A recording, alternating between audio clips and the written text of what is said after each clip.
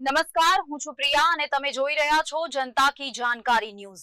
નજર કરીએ આજના સમાચાર। ઉનાળાની શરૂઆત સાથે સાવધાન। ધ્રાંગધ્રામાં શહેરી વિસ્તારમાં સાપોની ચહેલપહેલ। દુર્લભ બિનઝેરી સાપનું સુરક્ષિત રેસ્ક્યુ। ઉનાળાની શરૂઆત થતાં જ ધ્રાંગધ્રા તેમજ તેની આસપાસના જંગલ અને વગડા વિસ્તારમાંથી સાપ જેવા જીવો શહેરી વિસ્તારોમાં પ્રવેશ કરતા હોવાના બનાવો ફરી એકવાર સામે આવી રહ્યા છે। દર વર્ષની જેમ આ વર્ષે પણ શહેરના રહેણાંક વિસ્તારોમાં સાપ જોવા મળવાની ઘટનાઓ નોંધાઈ રહી છે। તાજેતરમાં ધ્રાંગધ્રાના એક ઘરમાં દુર્લભ અને બિનઝેરી સાપ જોવા મળતા પરિવારજનોમાં ભયનો માહોલ સર્જાયો હતો। જો કે સમય સૂચકતા દાખવીને વન્યજીવ રેસ્ક્યુઅર જયેશભાઈ ઝાલાને જાણ કરવામાં આવી હતી। જયેશભાઈ ઝાલાએ સ્થળ પર પહોંચીને કોઈ નુકસાન કર્યા વગર આ દુર્લભ બિનઝેરી સાપને સલામત રીતે પકડી લીધો અને બાદમાં તેને સુરક્ષિત જંગલ વિસ્તારમાં મુક્ત કર્યો હતો।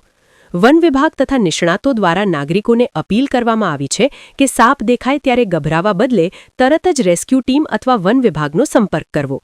સાથે જ ઘરની આસપાસ સ્વચ્છતા જાળવવી, બિનજરૂરી ઝાડઝાખર દૂર રાખવું અને ખાસ કરીને બાળકોની સુરક્ષાનું ખાસ ધ્યાન રાખવાની સલાહ આપવામાં આવી છે। ઉનાળાની ગરમી વધતા આવા બનાવો વધવાની શક્યતા હોવાથી નાગરિકોએ સતર્ક રહેવું અત્યંત જરૂરી છે। રિપોર્ટ હિતેશ રાજપરા, ધ્રાંગધ્રા। નમસ્કાર, મારું નામ છે અમિતભાઈ મોરી। હું શાળા નંબર 2 ધ્રાંગધ્રામાં મદદનીશ શિક્ષક તરીકે ફરજ બજાવું છું। આજ રોજ 17 ફેબ્રુઆરી 2026ના રોજ સાંજે 5 વાગે મારી શાળાની ફરજ પૂર્ણ કર્યા બાદ હું જ્યારે ઘેર આવ્યો એટલે તરત જ મને સામેના ઘેરથી એક કોલ આવ્યો કે અમારા ઘેર એક બૂટમાં સાપ જોવા મળેલ છે। એટલે તરત જ ત્યાં મેં જોઈને જોયું તો બૂટમાં એક સાપ હતો અને આજે મારી બાજુમાં જે છોકરો ઊભો છે બરોબર ત્યારે બૂટ પહેરવા જતો હતો અને એને એના ધ્યાનમાં આવ્યો એટલે તરત જ એના મમ્મીને જાણ કરી અને એના મમ્મીએ મને જાણ કરી અને મેં તરત જ તે જયેશભાઈ ઝાલા જે અત્યારે બસ સ્ટેન્ડ પાછળ અમે રહીએ છીએ અને જયેશભાઈ ઝાલાને ફોન કરીને જાણ કરી તો તરત જ 5 જ મિનિટમાં એ રેસ્ક્યુ કરવા માટે આવી ગયા અને એમને આવીને તરત જ રેસ્ક્યુ કરી લીધું। જયેશભાઈ ઝાલા અને એમની ટીમ છેલ્લા લગભગ 15 વર્ષથી આવી રીતના સરીસૃપ પ્રાણીઓ નીકળે તો એને તરત જ રેસ્ક્યુ કરીને એને પ્રાકૃતિક વાતાવરણમાં મુક્ત કરી દે છે અને એને બચાવી લે છે।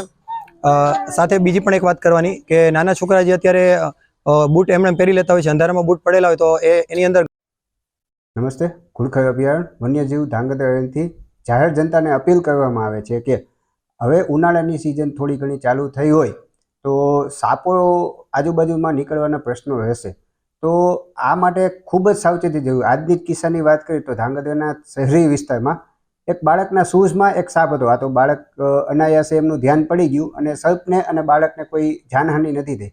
તો ખાસ કરીને જાહેર જનતાને અપીલ છે કે ઘરની આસપાસ જે કચરો હોય, લાકડા હોય, નળિયા જૂના હોય, એવો બધો કચરો ન રાખે કે જેથી સાપને જે સંતાવાના રહેઠાણો છે એ ન રહે અને સાપ અને જે મનુષ્ય વચ્ચેનું જે જાનહાનિ છે એ ટાળી શકાય।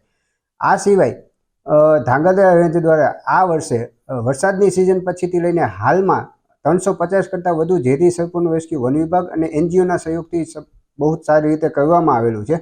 અને જાહેર જનતાને બીજી અપીલ છે કે ભાઈ ક્યાંય પણ સાપ નજરે પડે તો તાત્કાલિક નજીકના વન વિભાગનો સંપર્ક અથવા NGOનો સંપર્ક કરે જેથી સંઘર્ષ ટાળી શકાય।